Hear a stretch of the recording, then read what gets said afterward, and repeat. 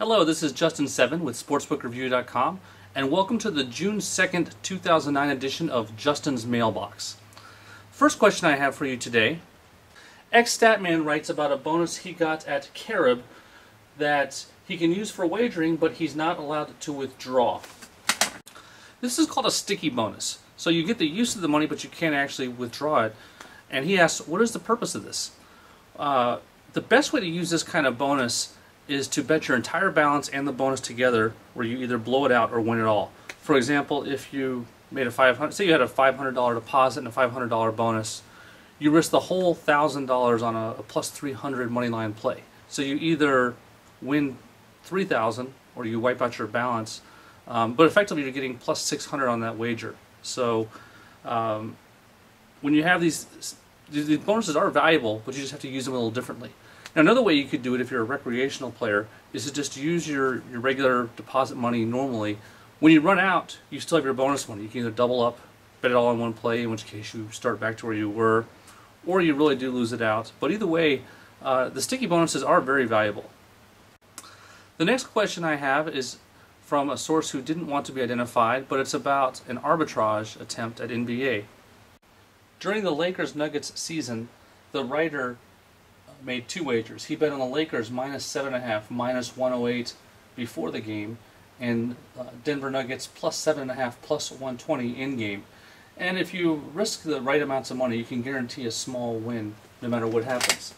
Now his question was, is this a good arbitrage? Now, sadly I have to say no, it's not. He actually had a guaranteed profit, but there was a risk there. And the risk was that after betting the Lakers minus 7.5, that Denver would take off and never look back. It worked out in this situation, but anytime you're doing live trading and you have a imbalanced position, you risk getting screwed by the movements. So sadly, I wouldn't do this going in the future. This is actually very similar to day trading in the stock market. You take a position, you watch it fluctuate, bite when you think it's going to move up or down, and sell it. And it's just as dangerous as day trading, in which you can get clobbered if the line moves the wrong way. The next question comes from Sportsbook, and they wanted to know, what are the odds that at least one team in the NFL wins 13 or more games next season?